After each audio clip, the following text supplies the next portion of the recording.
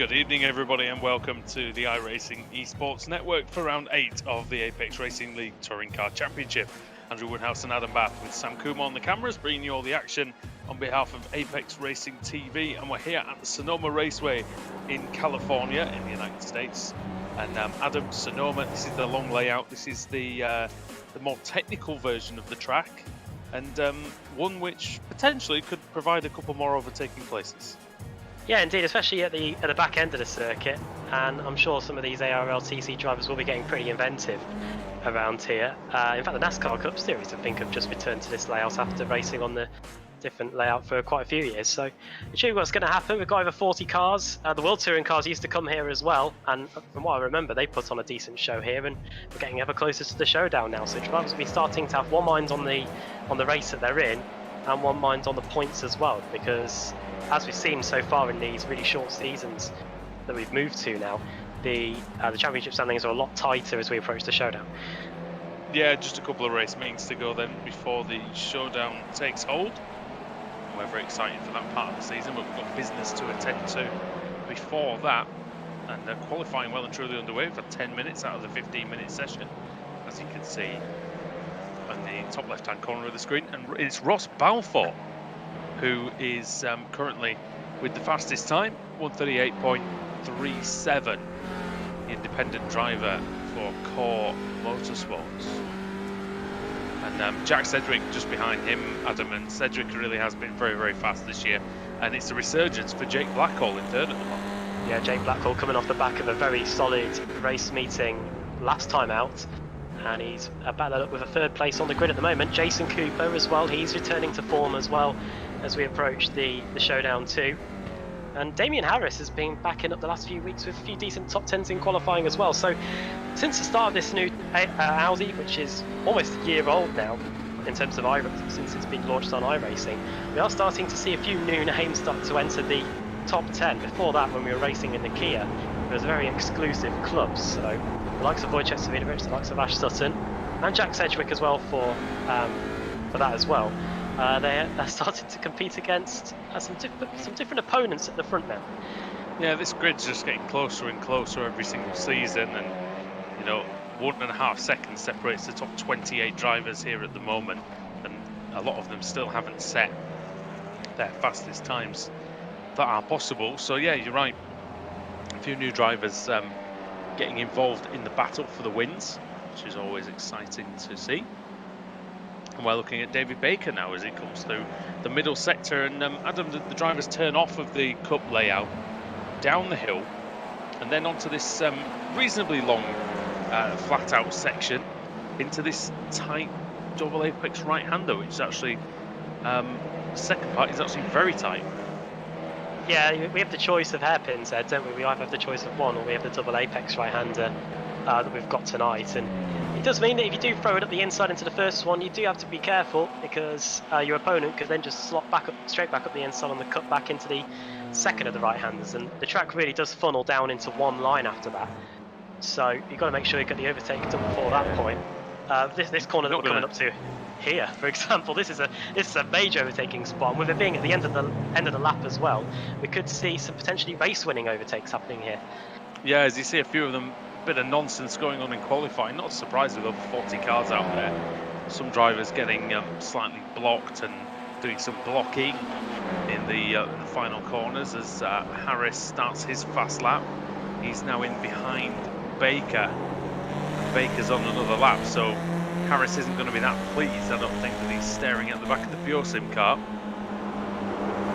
Harris having a look almost in the. Yeah, I think he needs to abandon this lap to get a clean one.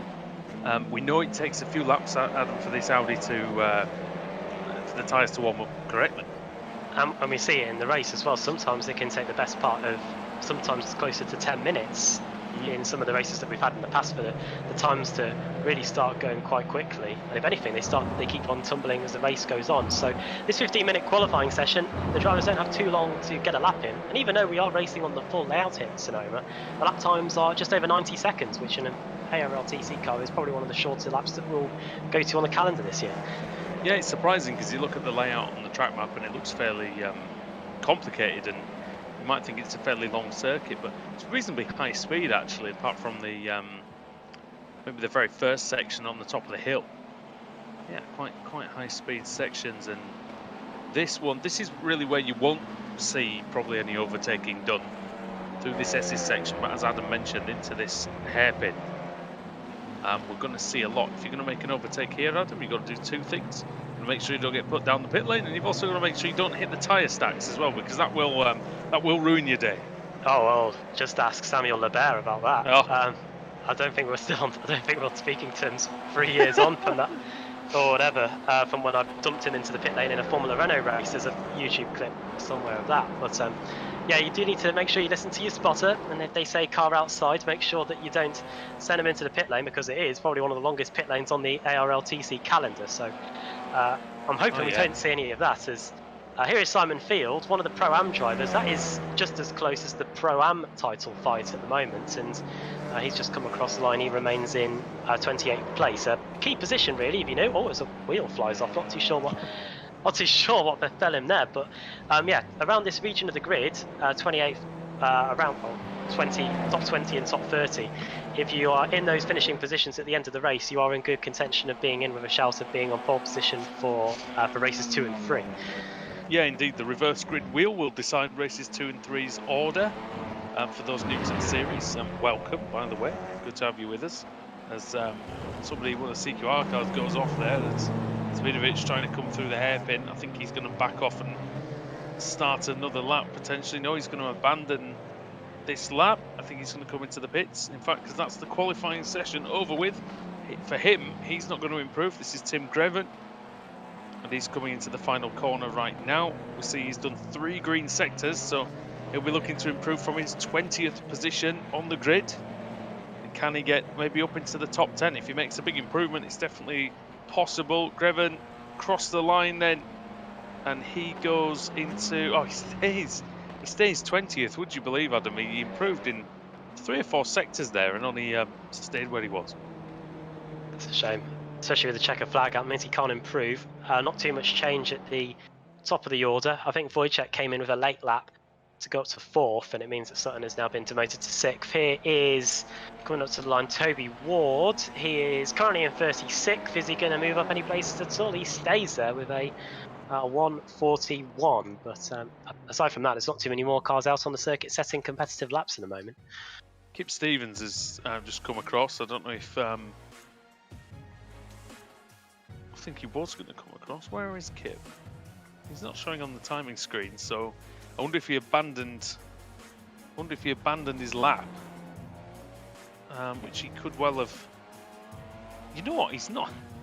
Funny thing is, Adam, he's not even on my entry list, but he is out. There he is. Oh, there he is. Just going over the crest. This is one of those circuits where we need to get to know the corner names, similar to Road America, really. But I don't think Kip's on a competitive lap at the moment. I don't think he's lighting up the sectors at all. I think he's just on his way back into the pits. Yeah, like I say, he's not showing on my timing screen at all, even though I can see him on the monitor. It's a bit weird, but he's not. Yeah, there you go. A couple of drivers not set a time actually. It looks like Ross McFarlane wasn't able to take part in qualifying, as is Scott Malcolm, Kevin Carlisle, Tyler Vickery. Like they were potentially banned from qualifying. Bram Klaas, then the Belgian, 34th place. See him out on the circuit. He's still going round, but albeit very, very slowly. So it's delight for Ross Balfour, Adam, as he goes onto pole position by quite a bit, actually, quarter of a second. That's quite a lot in this series. Well, it's that time of the evening where we have to run through the whole grid. It's the one time we do it. Ross Balfour starts on pole position, Jack Cedric in second, Jake Blackwell and Wojciech Svidovic complete a pretty global second row. Jason Cooper, then Ash Sutton, 5th and 6th on row 3, then Damien Harris, Pete Harrod, Jamie Rushworth, former champion in 9th, and Ben Palmer completing the top 10. That is quite a lot of CQR cars in the top 10 now. 1, 2, 3, 4, 5. Josh Thompson 11th, Pete Newman, highest of the AM drivers for the second week running in 12th, Adam Hadfield, then Dave Baker in 14th, Craig Williams, Luke Cooper, Matt Sporger, Adrian Campfield, Mark Woodhouse, and Tim Greven completing the top 20. There's Ben Gregory, he's in 21st, Mark Johnston 22nd, then Adam Hedgecock, Nathan Davis, the Welshman driving for Hesketh Racing now. 25th for Max Bird, then Lee Berridge, Jack Stiles, Simon Field, Anna McNally and Paolo Preto completing the top 30. And then it's John Roberts, Rob Sutherland for Simtech Racing, Sean Gardner, the Belgian Bram Clace, Scotty Angelo from Australia, and Toby Ward, 2 rookies there it looks like, making their ARLTC debuts there. Then it's David Von Bruck, Michael Evdoka, Ross McFarlane, not setting a time at the back of the grid. Might be to do with a penalty picked up at the previous round at the Nürburgring. Then it's Kip Stevens, Tyler Maxson, Kevin Carlisle, Scott Malcolm, Rob Graham, and set to start at the back of the grid at his home race. It's going to be Tyler Vickery.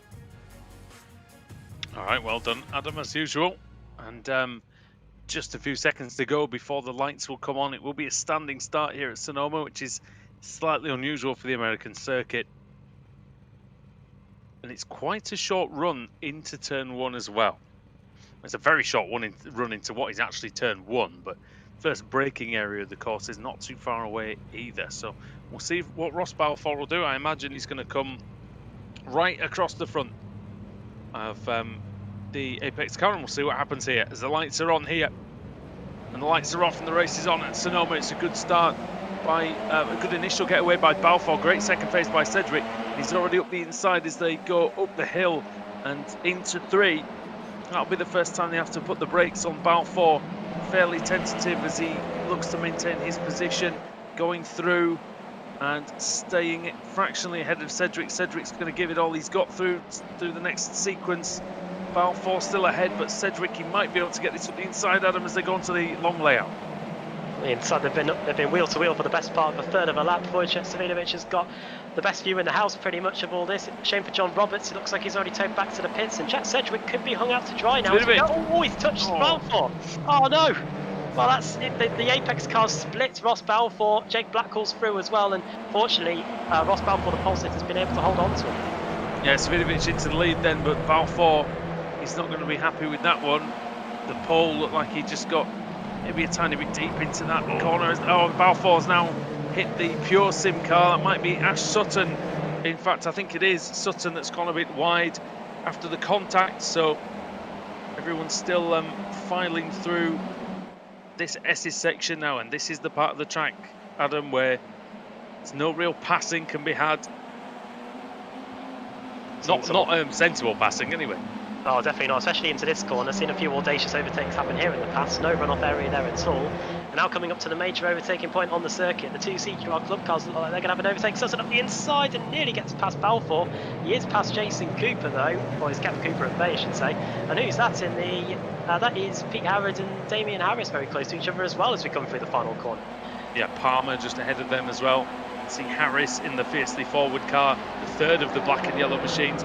And that, up the inside, is the Williams car of Josh Thompson, who is driving for Craig's setup shop in this series, but it's the Williams team livery on that one. Looks very nice indeed, but yeah, he's driving for Craig's setup shop. And Craig Williams is in 15th place, indeed, for his own team. So just at the back of this group there, you see him there. One of 4 cars not to make any positions in that opening lap. He stayed right where he was in P15. There he is with the red, blue and white stripes, chasing Pete Newman at the moment, who is the highest AM driver in the field currently. There he is. Yeah, Newman leading that category then. So I think we say this every week, but for the benefit of the new viewers, Newman in the past has fought for the main title. Such is the strength of the field that he's been put in the AM category the last season or 2. Here's David Baker then, he's in 13th place, former champion of the series back in 2014. And he is trying to make a move on Adam Hadfield, who's really one of the drivers who's come up the last couple of years, really came from the Club Series. Really has, and has continued to impress. Dave Baker, he's built his title fights over the years on his consistency rather than his race victories. And he's nearly been the champion in quite a few of them. Won season 7, which was back in the back end of 2015, and now we're riding on 3 times or something. Second to Wojciech in 2016, wasn't he? And then 2017, he wasn't too far off either. Oh, he was. That's Kevin Carlisle. Oh no, Kevin Carlisle at his home race.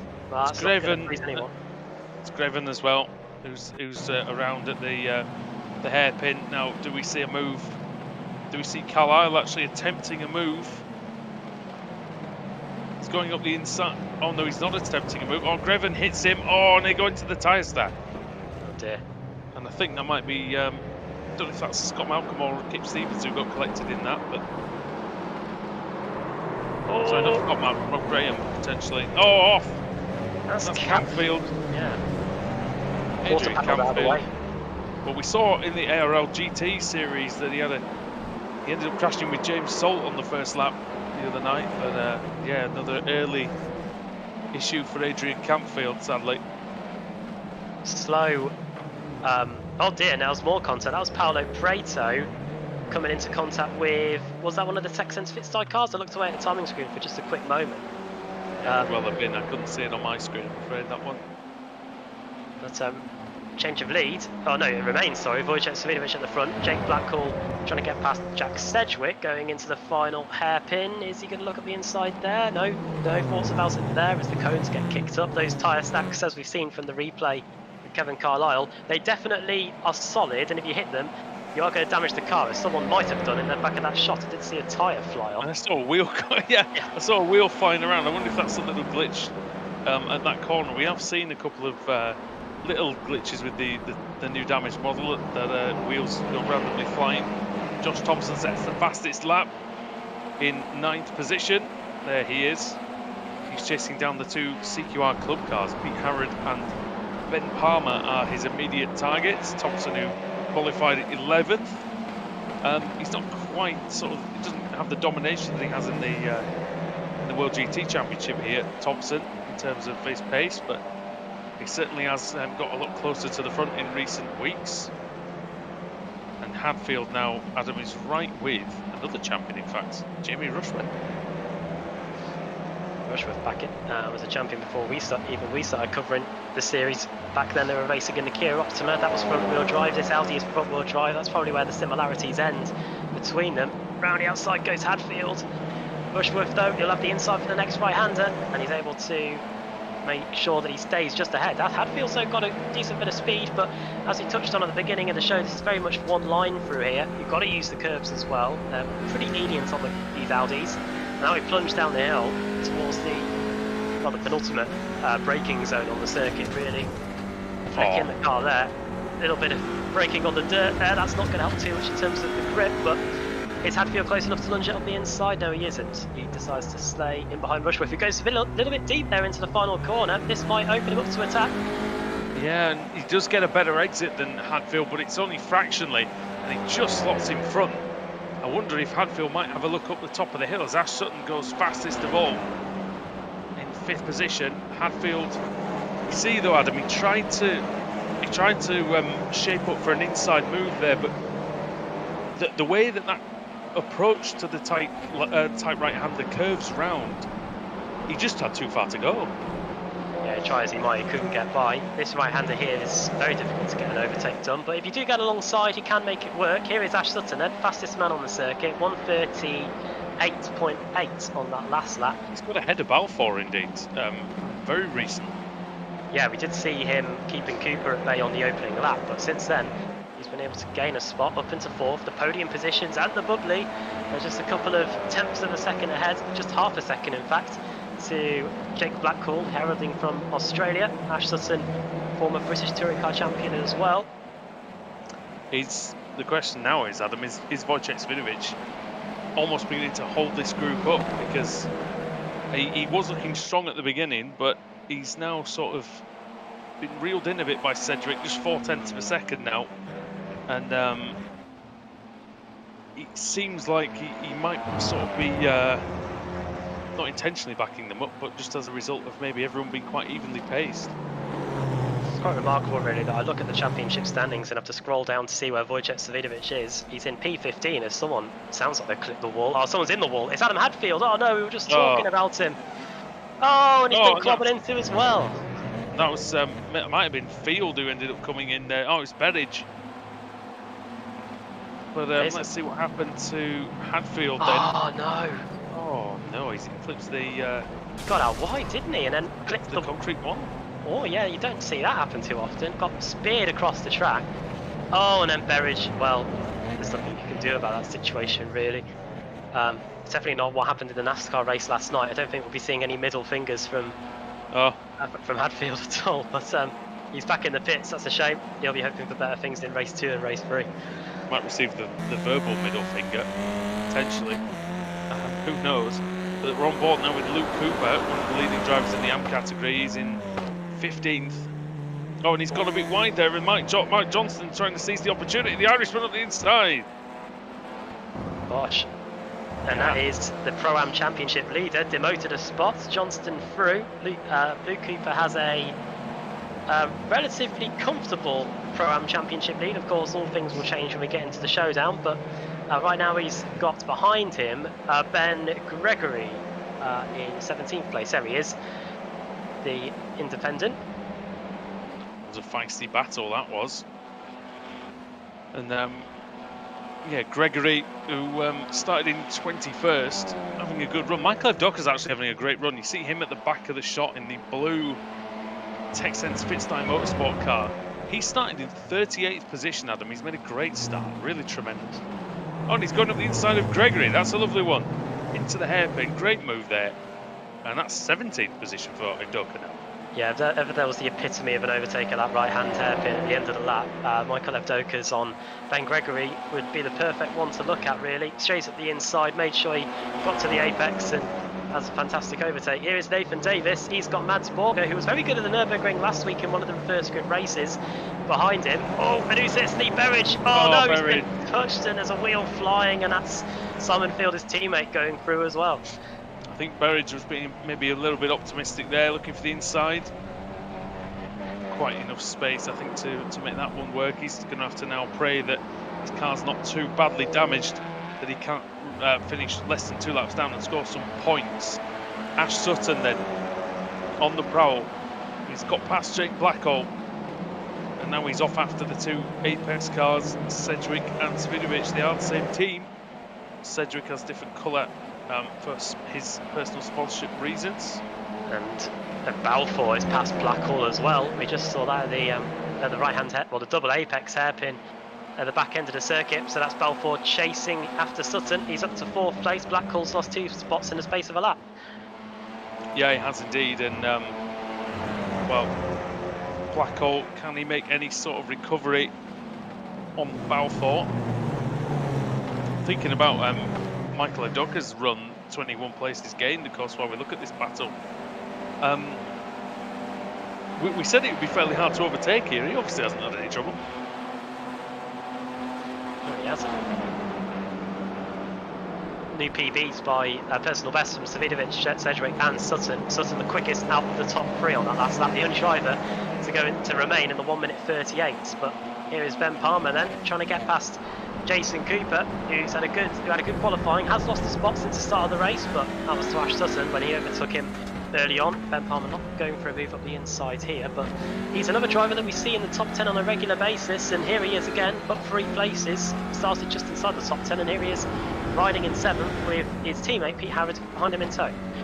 Yeah, another very decent run for Palmer, who is a touring car driver in real life as well. Very good indeed. He now is having a look on Cooper. Is he going to send it to the inside?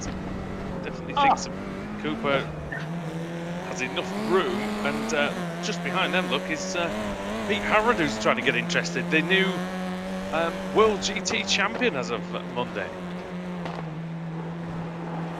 Well done to him on that.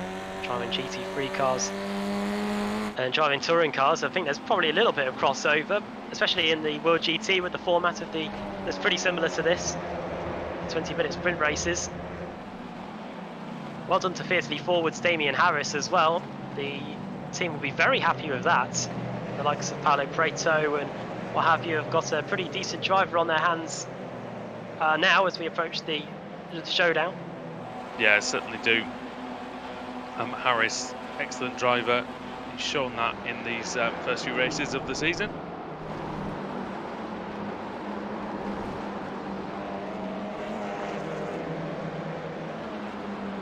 Here's a fight for 15th and 16th, and it is Pro-Am versus Pro. Mark Johnston here in the Drive Doctor's car, and then Michael Avdoka for TechSense Fitstar Motorsport. We were commenting on how he had been making progress throughout the race, 22 spots gained, biggest mover out of anybody in the field so far. Is he going to go for a move up the inside here and maybe surprise Johnston? There is almost a gap, but he isn't enough alongside to get it done up the up into the right-hander. Now we go into the longer part of the circuit with the hairpin, the descending hairpin here, the left-hander.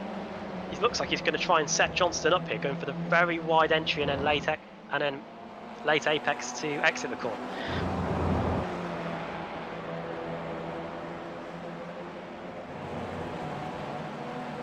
Up to the double apex right-hander then. Oh, he nearly closed as well onto the back of him again there. And if you see any of the drivers' names flash up red on the timing tower on the left-hand side of your picture, that means they are off the circuit. So if their name is continuously in red, then something must be certainly up. We have just over 5 minutes to go, and on our timing screen at the moment, the intervals between everybody is just a sea of orange. Everybody is pretty much less than a second apart of one another, especially in the top 10. Here comes Avdoka. We've seen this before, but unlike the overtake earlier, it doesn't work out, or does it? Because Johnston has gone wide on the exit of the hairpin through the left-hand kink. Johnston's trying as much as he can to stay ahead, and it looks like he might just be able to keep Avdoka at bay, but we'll see when we get to the top of the hill. Can you hear me? You sound like a robot, Andrew. Familiar sound, yeah. It's one of those issues we had before, I think.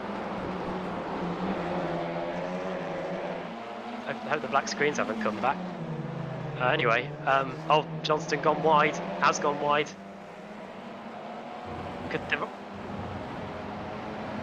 Into the fight for the front then. Sutton versus Balfour. A spot on the podium is at stake. Sutton wants to be pushing for the lead, but instead he's got to look in the mirrors and try and find this Ross Balfour 518 right behind him. How's that? Oh, we're still the same, unfortunately. Oh yeah, we've got, well, just under 4 minutes to go, and it's Apex leading Apex. The colours might be different, but the team's the same. Wojciech Svirich with the blue, Jack Sedgwick with the red. Balfour the inside of Sutton into the right-hander. Are they going to touch? Well, he's nibbling away at the boot lid. The CQR Pure Sims car. He's not been able to prise the door open to the podium spots just yet as Ross Balfour. Over the line we go then, just over 3 minutes left, which means we are going to still get a few more laps to go here. 39.6 for Wojciech, 39.5 for Sedgwick, 39.6 for Sutton, 39.5 as well for Balfour. Jake Blackwell and Jason Cooper are setting pretty quick times too.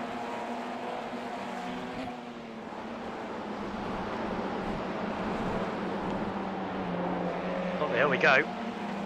Balfour up the inside of Sutton, but as we saw with Mark Johnston and Michael Avdoka, that right-hander is almost certainly not an overtaking spot, not unless you properly send it on your opponent, and then you're risking an incident, and both you going off into the dust and the dirt that surrounds this circuit in California, in Vineyard Country, here in Sonoma, formerly known as Infineon and Sears Point back in the day. Where is Balfour going to get this move done then? He's not going to get it done into this right-hander. Now we're into the section of the circuit which is pretty much one line. It's the descent down the hill. And then you've got the hairpin at the end of the lap. That's where Balfour is going to get the best opportunity to get by Sutton. That's where he's going to have to do it. Are we going to get top gear? He stays in 5th before we go into the right-hander now. Sutton running out a bit more wide than Balfour. That might just slow him up a little bit, but is Balfour going to go for the inside here? They break pretty much at the same time, take a few cones with them. And C hits him! And he takes the tyre stack with him as well. Oh, and it's caused a massive traffic jam. That's Jason Cooper that's definitely come off the worst for wear there. He's stuck in the tyres, and poor Pete Harrod looks like he's been taken along for the ride as well. Oh, that was avoidable. Balfour clipped the right rear of Sutton's car on the exit of the hairpin. That spun Sutton into the tyre barrier, into the tyre stack, which then sent him back into the path of everybody else.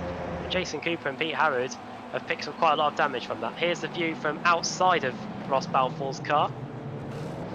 Oh. You sound normal as well, Woody. Hey. Oh, good. But I mean, just saw that incident there, and yeah, Balfour he was just a bit clumsy, wasn't it? It's right to the back of Sutton, and as those tyre stacks are immovable. Oh, they most certainly are. It's almost like that bollard at Monaco in F1 2010. Yes. Oh dear. Yeah, you destroy the bollard at your peril, I think. That could even come back to bite you even once it disappeared. But but Balfour has, as a result of that, got into third. Don't know if he'll keep third, given the fact that of how he ended up with it. But yeah, it's he's certainly on for a decent finish. Look at the damage caused by that incident as well, and damage to the front of Ben Palmer's car to boot. And Palmer, it's very close at him, and he might even have a look into the hairpin. See if he does it then. Up the inside he goes, and the damaged Audi is staying ahead of Palmer. That boot lid's surely going to start flying open at some point. No, it's not held on securely. No, definitely not. And we're starting the final lap of the race as well. Josh Thompson, who in the past he'd been the car that had all this damage, but his car looks pristine as we start the final lap of the race, and he's queuing to get a bit of the bubbly as well. Oh yeah, he wants the bubbly. There's Thompson. And I wonder... Oh, Palmer. Well, Palmer will have seen what happened to Sutton. Oh, and there's Sutton. Well, there he is. And I don't know why he just doesn't, maybe... I don't know if he could get to the end. Oh, like a blown engine.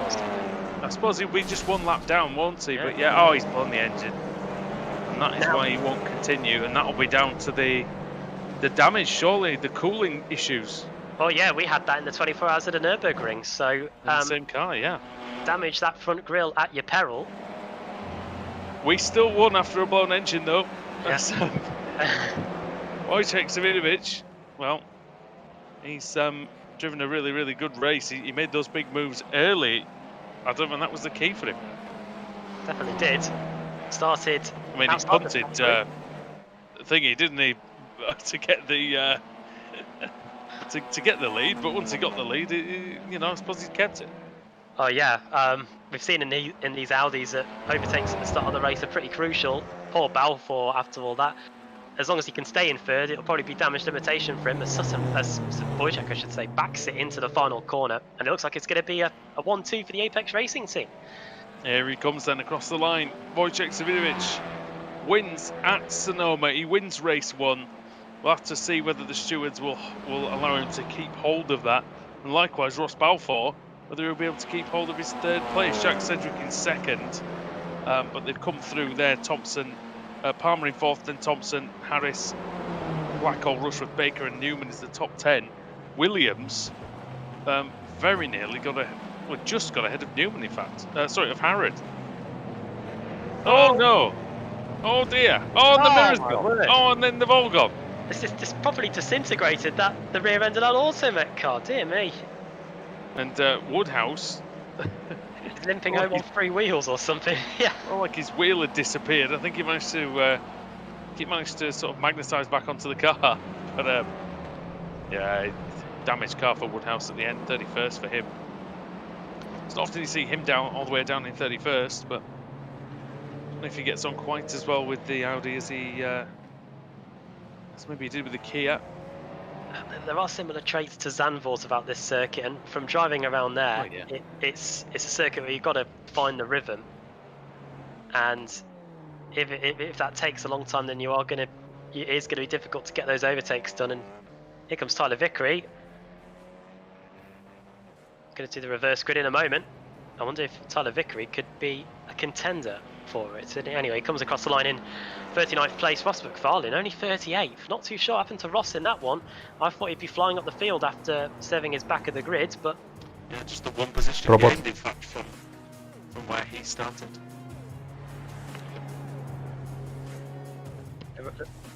The robot Woodies, but Wojciech Savinovic, you could mistake him for a robot. That was a dominating drive from him once he got to the front of the field. And Jack Sedgwick and Ross Balfour do complete the podium. Right, before we run you through the finishing results then, in a change to what we usually do, just so we can get the sessions up at a quicker rate and whatnot, we are set to do the reverse grid. So every week for race 2 and 3, we have a wheel of fortune, we spin it, there are numbers on a disc, and whatever number we land on is the amount of cars we will reverse. If it's a -1, that means full -1, so it stops people dropping to the back just to get a good reverse grid pole. So Sam, over to you, the man on the cameras. Let's find out who's going to be starting at the front for the second race. Yep, the wheel is already spinning and we land at number 15. 15. Now that is not much at all. That is Ben Gregory. He's going to be on the pole for race 2. Michael Evdoka, well, his overtakes through the field, 24 of them, I've been rewarded because he's going to be on the front row. Mark Johnston in 3rd, Pete Howard in 4th, and Craig Williams in 5th place. So that is how they are going to look for race 2. And now we've got the race results up on your screen. So a 1-2 for Apex Racing team. Ross Balfour, I guess in the end, with that crash with Sutton, 3rd place is not the end of the world. Ben Palmer in 4th, then Josh Thompson in 5th. Damien Harris getting fiercely forwards, probably their best finish of the season so far. Then Jake Blackall, Jamie Rushworth in 8th, his teammate Dave Baker 9th, and Pete Newman completing the top 10 there. Then it's Craig Williams, Pete Harrods, Mark Johnston in 13th for Hesketh Racing. Then it's Michael Evdoka, Ben Gregory, Luke Cooper, and Jason Cooper with all that damage. The 2 Coopers there, 16th and 17th. Then it's Simon Field. Good job there by the Boosted Motorsport car to gain 10 spots. Nathan Davis in 19th and Jack Stiles completing the top 20. And it's Rob Sutherland, Simtech Racing there, starting to climb the order. That's one of their better results. Scott Malcolm in 22nd, then Lee Berridge, Scotty Angelo in 24th, Rob Graham from Scotland in 25th, then Adam McNally, Tim Greven, Adrian Campfield, Max Bird, Sean Gardner, Mark Woodhouse, Paolo Breto for Fiercely Forward, then Adam Hedgecock, Bram Clace, Kip Stevens there in 35th, Toby Ward 36th, and then the cars a minute behind, Tyler Maxon, Ross McFarlane there in 38th place. Tyler Maxon, our Apex colleague. So Tyler Vickery 39th, there's Ash Sutton, 1 lap down in the end. He will still score points. If you finish 2 laps down or more, then you get 0. Like these guys, Matt Sporger, David Von Breck, Adam Hadfield, Kevin Carlisle and John Roberts out on the opening lap of the race, so he'll be hoping for better things in race 2. Right, we will take a short break then on the iRacing Esports Network and on Apex Racing TV, and we'll be back after the break for race 2 here in the ARLTC Championship.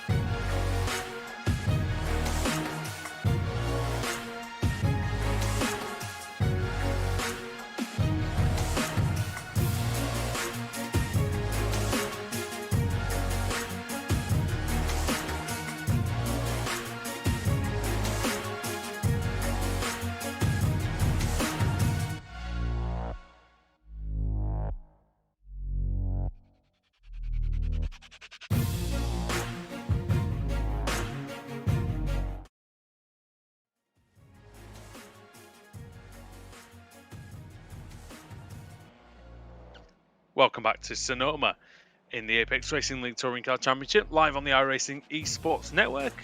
Andrew Woodhouse and Adam Bath bringing you the commentary, and Sam Kumo bringing you the cameras for Apex Racing TV here at Sonoma Raceway in the United States. Adam, race 1 was very, very good. We had a small reverse grid though. Who do you think that's going to favour in race 2? I think it will favour the guys that were quick at the front in race 1, because it means they don't have as many cars to overtake to get to the front now. So we'll see how far they can get up the field. Definitely intrigued to see what Michael Avdoka can do. He gained 22 places in race 1, and his reward for that was a spot on the front row of the grid for race 2. So if he can get past 22 cars, I wonder what the guys that were at the front in race 1 can do. So yeah, looking forward to seeing what progress they can make when we get cracking here in not too long at all. Indeed, and we're going to get cracking with the grid. Indeed, and Dave Baker is on pole position. Alongside him is going. No, it's not. Indeed, those are the practice standings, were they? There we go. Ben Gregory's on pole position. Michael Avdoka in second. Mark Johnston is going to be third, ahead of Pete Harrod, and then Craig Williams in fifth. Pete Newman sixth, Dave Baker seventh, ahead of Jamie Rushworth, and then Jake Blackhall in ninth, and Damien Harris in 10th. Josh Thompson is 11th, ahead of Ben Palmer. 13th is Ross Balfour. Jack Sedgwick is 14th, and race 1 winner Wojciech Savinovic is in 15th place. Well then, we're just about ready to get underway again for the second time as the rest of the grid cycles through on your screen. But we're just about ready for the lights then.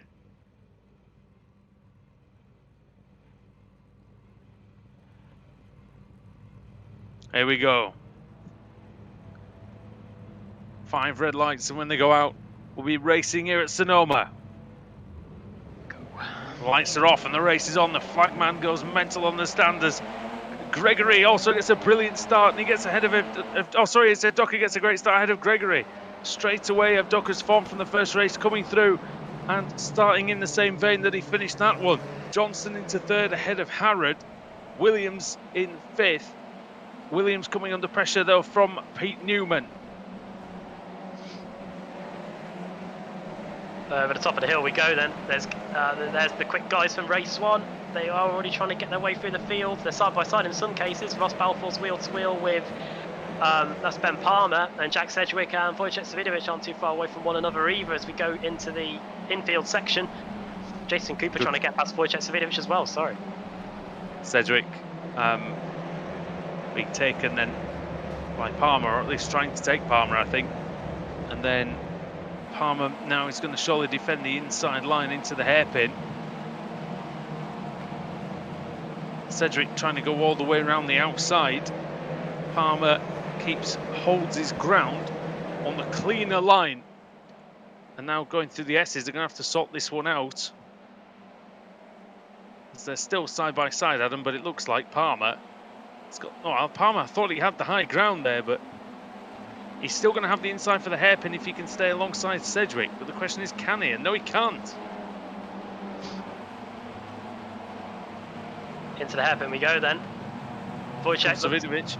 Yeah, straight up the inside of Palmer, and watch out for those tyre stacks. We've seen quite a few drivers get caught up by them so far tonight, and it looks like he's got the move done. So that's Wojciech Savinovic, race 1 winner, almost. Oh, he's been hit.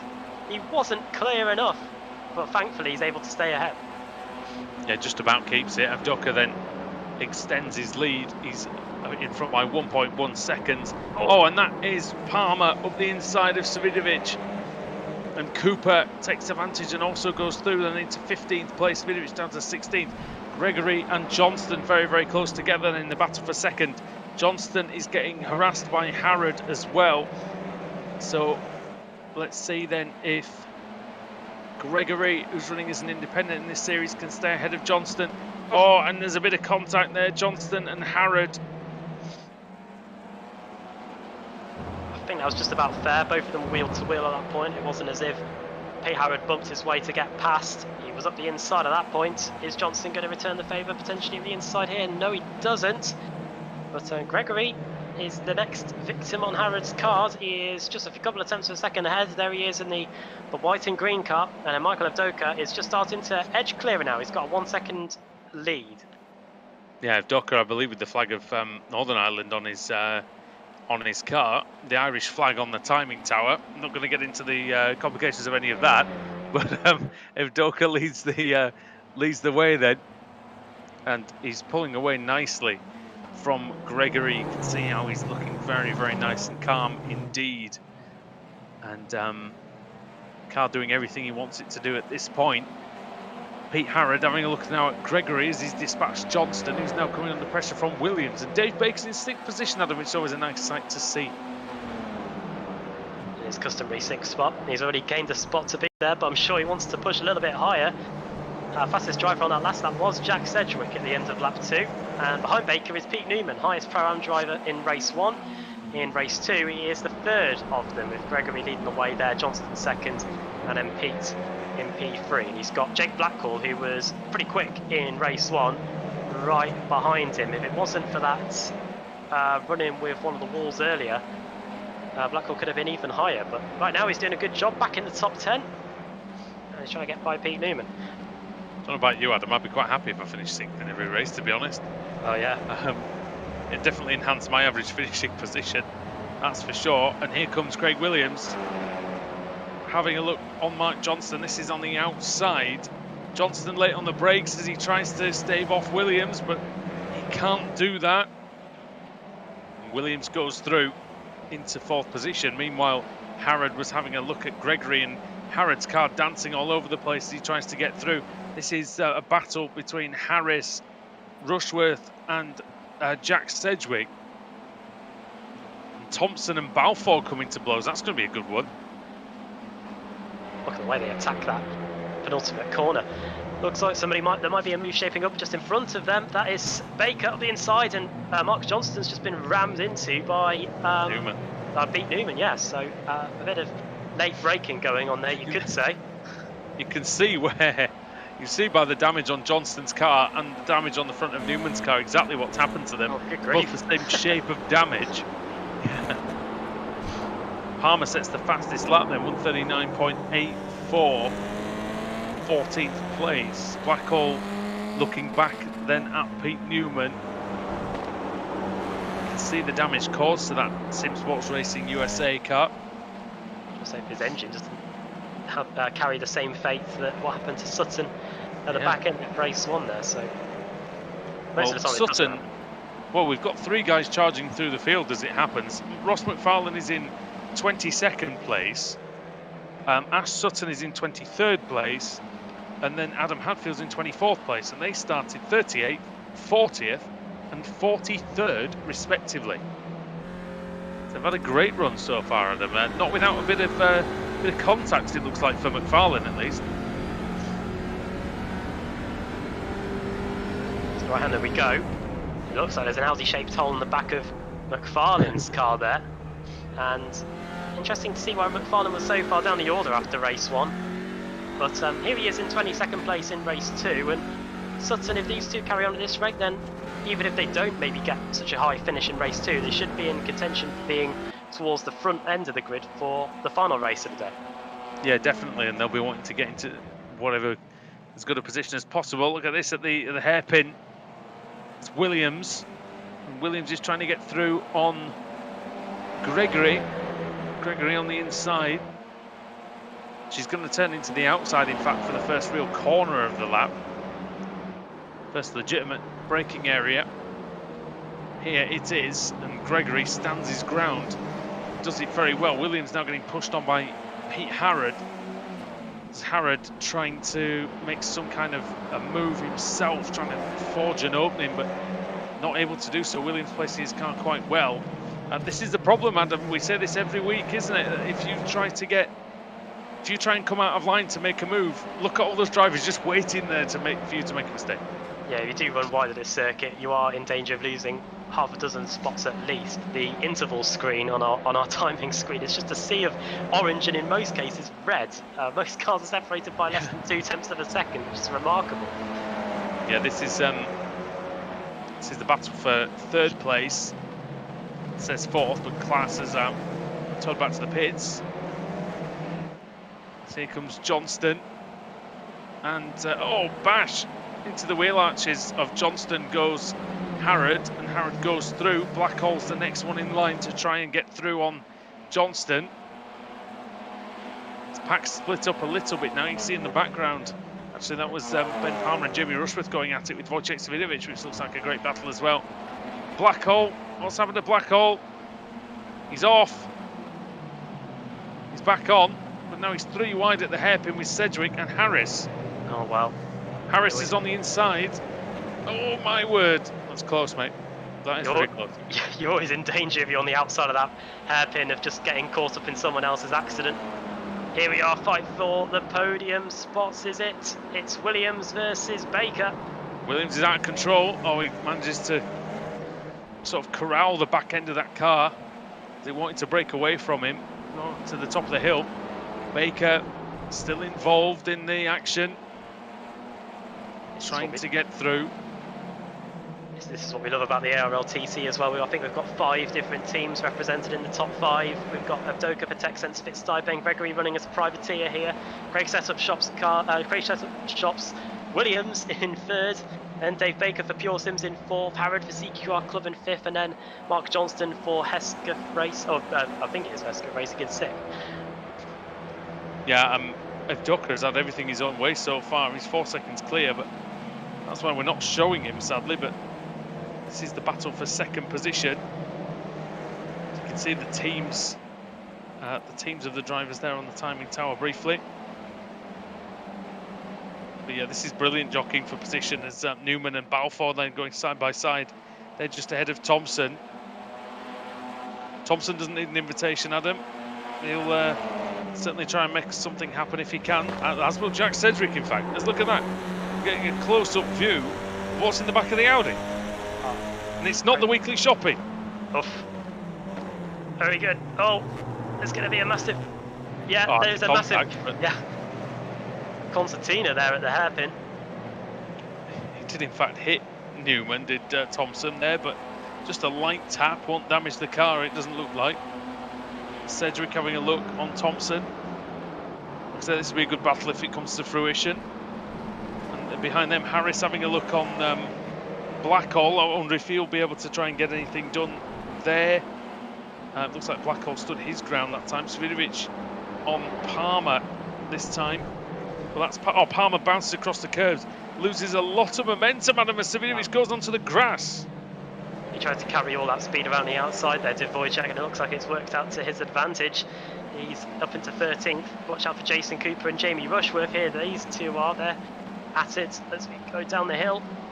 He is the master, Wojciech Svidovic, and you get the sense this season, Adam, that he's having to dig a bit further down into his bag of tricks in order to... Oh! There's contact between Davies and Cooper. Which Cooper is it? Jason, I think it was. Luke Cooper just behind. Davies around the outside. That's bold. Oh, bang! Take that, he says. And the other Cooper is through. And who's this arriving on the scene? This is Jack Stiles in the TechSense Fitztai Motorsport car. If he can hang it out round the outside, the next corner's a right-hander, but he's just not alongside to shovel Nathan Davis, who plods on his way. It's behind him, Sutton and Berridge are going great. Oh, they got Sutton, and these two got previous, Adam, as well. Oh, these two have got previous. Sutton saves the car. Terrific save, it really was. Is this over yet? I don't know. Into the hairpin we go. Sutton is just lated up on the brakes.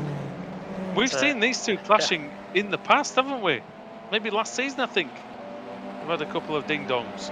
Balfour sets the fastest lap, meanwhile. Very quick lap indeed, 39.2. That's the fastest lap by 3/4 tenths of a second. So great lap by Balfour as he's moving up through the field. If Docker still leads by about 5 seconds. So great job by him. There he is. Last time around he was... Sorry. I was just going to say last time around he was half a second quicker than Gregory. It's not often we see someone with the lead this big, is it, at half distance of the race? And Avdoka's done a tremendous job. He's just ploughing on, doing his own race, not getting distracted by anything or not losing focus. As that round the outside is Pete Harrod in car number 4, trying to have a go at Baker, and in the end he's ended up getting becoming vulnerable to Craig Williams, but Williams hangs in there just ahead of Johnston, who's still in this group. Might be hanging on a touch, but it's going all right for him. Newman and Thompson behind them, and Sedgwick into the hairpin. Are we going to see anything? Gregory sort of defends the middle. That's kind of the best place to go. Sedgwick with a very late dive on Thompson, and he collects him. Also running wide was Newman, but that was okay in the end from those two, Adam, because they realised what the real problem was, and they managed to sort it out just about. Yeah, I'm just making sure that the worms don't jump out of the can here as we come to the top of the hill. Thompson is just about going to make the corner. Watch out for the fiercely forward car of Damien Harris, who's arrived onto the scene. There he is, and there's a few CQR club cars around him for good measure. That's not going to make it difficult to identify them in the slightest. Sedgwick's car was dancing around like he was doing the can-can going into the hairpin. And now Svidovic under pressure from Blackall. Svidovic trying to go around the outside of Jake Blackall, Australian. Oh, and he's deep on the brakes. Is Svidovic into the long left-hander. That's a nice move there. He's going to be vulnerable to a slipstream coming out of there. And now Blackall's going to use the longest flat-out section on the course, try and make a move into this hairpin. Blackall tried around the outside there. Wojciech keeps him at arm's length. This just forces him into the path of everyone else behind him, doesn't it? It's very, yeah, it does indeed. It's very close for second as well. Oh, just a quarter of a second in it between these two. Now this is the joy of the reverse grid. You've got a Pro-Am driver in Ben Gregory, who maybe in a normal race, like race one, he wouldn't be fighting for the win or a podium, but here he is, keeping some of the quickest guys in the business at bay. He's a former AM champion, Ben Gregory. It was about 6 years ago, but did win the AM category. Wasn't on the controller, was it? He was on the controller in the BSRTC. Yeah, Ben Gregory was. He has tasted the success in the series, albeit in a different guise. Oh, inside! Oh, he thought about it, did David Baker. He really did commit to that move, but sometimes at Sonoma, you just can't get alongside. It is dirty offline as well, and because it's so dusty and sort of sandy in places at offline, it's very much like Laguna Seca in a way. A lot of dirt and dust gets dragged onto the circuit, and means it's offline can be very treacherous. It's remarkable, really, that right-hander is at one of the key overtaking points on the circuit. It's because if you're on the outside, you can still try and power around and still hold on to your position. You've really got to be alongside if you want to get a move done there. Much easier in a rear-wheel drive car, though, I think, than... Yeah. Because you lose the front tyre grip, don't you, trying to do that in these. Oh, Johnston! Well, I think he tried to avoid being overtaken by Balfour, and he ends up accidentally overtaking Williams. Looking in the mirror and then looks in front and goes, oh my word, I'm up a place. And oh, contact again, and they're somehow surviving. I don't know how long for.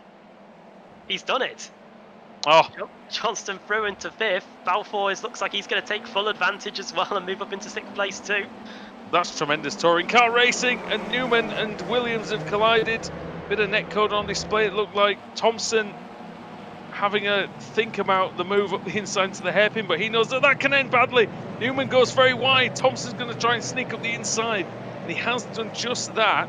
And he gets the drive out of the corner. Now, is he quite clear of Newman? He is indeed, Adam. So up into seventh place for Thompson. Oh, that's Davies. How's he ended up there? That's one of the boosted cars as well. That was, I think, Simon Fields. It's apparently Berridge. It's Berridge who's had all sorts of interesting times in this race. What on earth? Oh dear. I shouldn't laugh, but I mean, what's quite funny? I mean, who would have expected the car to have spun around like that? Oh dear. Looks like he's got his rear wing back after losing it. Here's Tyler Vickery then. And I'll tell you what, Vickery's done well in this race. If he can sort his qualifying out, then he's going to do okay in this series, because his race pace is decent. It's just his qualifying that's not really it's not really there. He's lapping at the same pace as the leaders pretty much on the last lap, but yeah, the qualifying, the one lap doesn't seem to be in it for him at the moment. Mats Borger Anderson's gone through, and Lee Berridge has gone back through as well. Update on Ash Sutton, Adam, and Hadfield and McFarlane. In fact, McFarlane's up to 16th, and 17th. It says on the screen, dear me. Smidovic 18th, and then Sutton 20th. So they've moved through very, very nicely indeed. And Sutton, after his brush with Berridge, has survived just enough to stay in with this group. Look at those gains as well. Hadfield 24, Sutton 20. Especially after what happened to Hadfield at this very corner. In the previous race, Sutton up the inside, late on the brakes. He makes it. Makes a bit of contact with Hadfield. Hadfield's not averse to a dive up the inside as well when he wants one. But he just stays ahead of the 2017 BTCC champion. I believe it's already 3 years ago, nearly since Ash Sutton won the title. Time flies in motor racing. And it does indeed in this race, Adam, because we've just got 1 minute to go, mate. It's not long to go at all, really, is it? It's the last lap as well. And there is a fight on for 7th and 8th, and it looks like Sedgwick has finally been able to get by Josh Thompson. But Thompson won't take that line down. He might try and get it back towards the end of the lap. He's within perfect reason to do so. He's only a couple tenths of a second away. Johnston has got Balfour right with him as well. I'm just going to put this. It's going to be close for Evdoka, I think, as to whether there is another lap or not. Yeah, I want to see what happens really, because he's got 20 seconds. He's just coming up to the hairpin. I think it might be the last lap. You know, it would. I thought it was going to be very close, but I think there's going to be nothing close about it. He leads by 9 seconds. We've not seen a winner in. We've not seen a winner in the series for quite a while. I don't think by quite this much. And if Evdoka slows down a tiny bit, I think, just to make sure the checkered flag comes out, and it does indeed, and it waves, or not, as the flagman just seems to have taken his Valium or something. Don't quickly change your day job. The checkered flag doesn't wave for Michael Evdoka, but we can assure you that indeed he has taken the victory. Ben Gregory in second place. Gregory did a great job, Adam, to hang on. Fantastic job. There was a lot of pressure on him. Yeah, and there were a few position changes going on. I think Sedgwick was trying to get by Balfour too, but he wasn't able to stop him in the end. He finishes 7th. Here is a very close scrap. This is McNally and Roberts. Roberts, who didn't finish in race 1, so 31st place, a gain of 14. Good job there for the former king of the mountain, wasn't it? I think he won at Bathurst in... Ring? King of the Ring. Oh. Roberts, yeah, Ring. Yeah. Can't remember who was the mountain. Someone from Boosted may have to fill me in on that one. But here is Michael Evdoka. He doesn't need to worry about anything at all, because he's won, and he won by quite some margin, as he said, 9 seconds. So he will be delighted with that, especially after the overtakes in race 1. That was rewarded with a good starting spot for race 2, and he took full advantage to get the win here in the second race. And I'm sure we're just a few seconds away from finding out who's going to be on pole for race 3 as well. Yeah, it was a great victory for Evdoka. I think that's one of the most dominant victories we've seen in quite some time. Took the lead at the start, and that was the key, really. He overhauled Gregory in the first few corners, and that was what, well, it was in the first corner, really. Just making a better start than him, and carrying that through all the way to the end. So, yeah, as everyone's pretty much has finished, so I'm going to go to the reverse grid wheel. And Sam's going to give us a pole sitter for race 3 in just a moment. Yeah, we are spinning, and let's see what we get. Hopefully bigger number this time. Yeah, it was a very small reverse this time. It's just about 35. 35. It was close to 15. That is a big reverse grid, is 35. 35 is Nathan Davis. So the Welshman who was buried in the tyre stacks at one point is going to be back on pole. Oh, he's going to be on pole. He wasn't on pole at any point. Scott Malcolm 2nd, Kip Stevens 3rd, David Von Brecken, John Roberts going to be in 5th.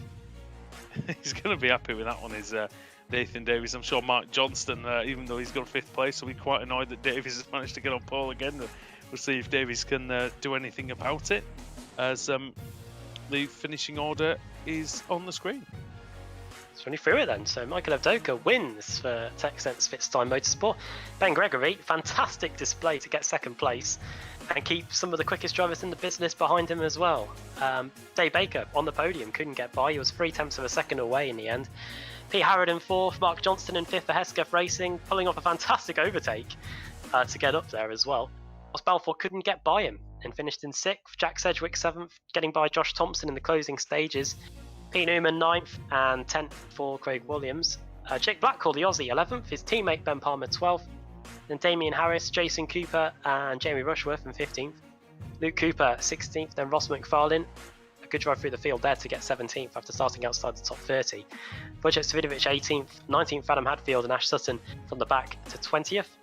Jack Stiles 21st and Simon Field in 22nd. Max Bird, then Paolo Preto, Lee Berridge, Mats Borger, Tyler Vickery gained quite a few spots to get up to 27th, did Tyler there. Mark Woodhouse, then Adrian Campfield, and then Adam McNally. The two boosted teammates, John Roberts and David Von Breck. Kip Stevens in 33rd, Scott Malcolm, then Nathan Davis, the pole sitter for race 3. Toby Ward, Rob Sutherland, Scotty Angelo in 38th. 39th place for, scrolling down what's on the screen, that is Kevin Carlisle and Sean Gardner. Bram Clace, 41st. And Tyler Maxon 12 laps down. Tim Greven 12 laps down. Adam Hedgecock out as well. All 3 of those drivers out very early on indeed. I wonder if something happened to them on the opening lap of the race. Yeah, it could well have done. We didn't see them at all, but we will see a Welshman on pole position in California. You're not going to really see that very often. So join us again after the break when Nathan Davies is going to see if he can take the win in race 3 here on the iRacing Esports Network and the ARL Touring Car Championship.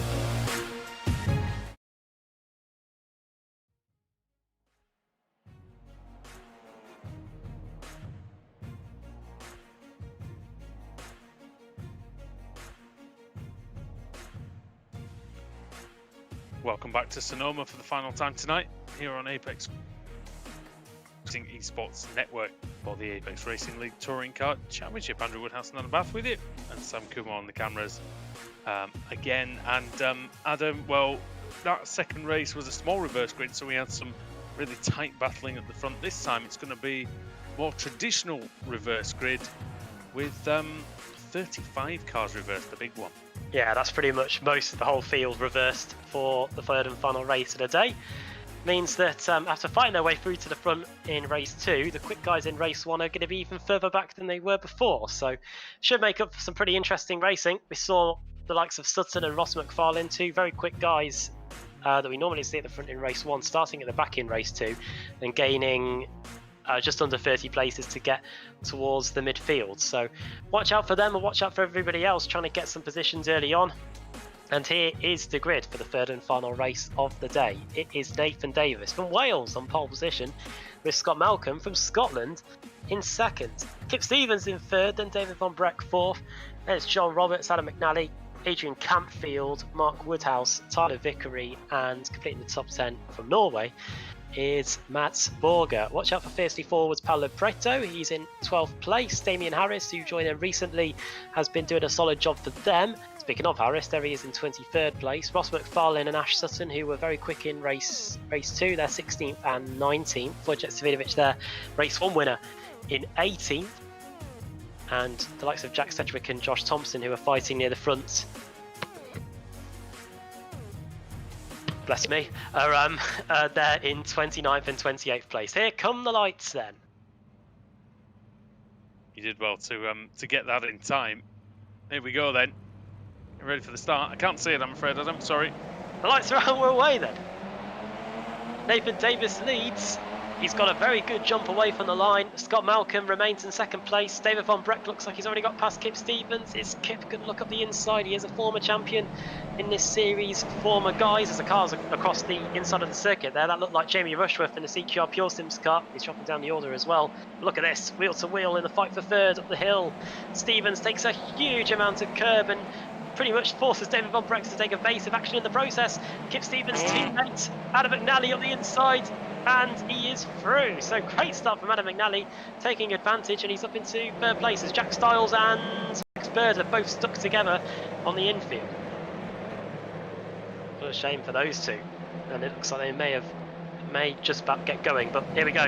Oh, and it's all kicking off. Oh dear. You're back to normal. There's a CQR Club car, that's Josh Thompson in the Williams livery. Presto off. Yeah. I think Baker's off as well. Rob Graham. Many of them off. Cooper as well. Which Cooper though? I'm not sure. I think it was Luke. Dear me, well, a lot of issues there, Adam, and oh, it's still going on. That's a boosted car around. Wojciech up as well. Potentially. Summerfield, yeah. Dear me.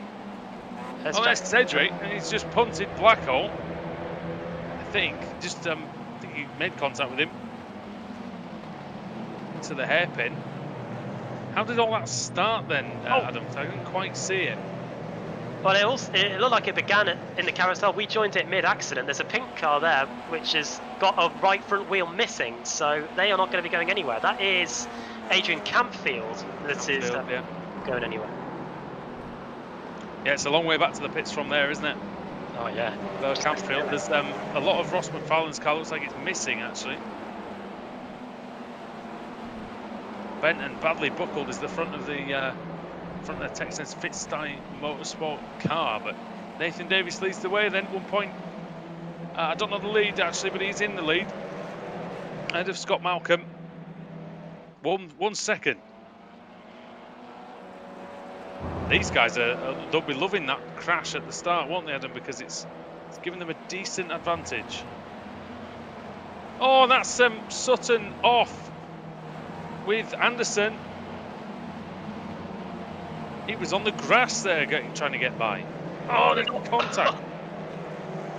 Norwegian going into the rear there of the former BTCC champion. Sutton, a man on a mission, really. He's gained 8 spots already. One of the biggest movers is Michael Evdoka, the winner from race 2. He knows how to get around this circuit. He's gained 17 places within the space of a lap and a half. Sutton's on the grass again, as he seems to believe we're doing a rallycross meeting today. Could well be, who knows. Berridge again, oh dear. Oh, stop! Berridge, Berridge nearly loses the car, he goes a bit wide. Sutton gets a decent exit, but he's not able to get ahead of the boosted car. So this is maybe a bit personal from race 2. Sutton has got the fastest lap, good stuff. During the break, Sutton has got a Facebook stream going of this. If you want to ride first person with him, you can check that out as well. Van Broek off. He's going to get passed by the very severely damaged Ross McFarlane. He's definitely used his car to get forward. Top of the hill that was for Van Broek, just seemed to go.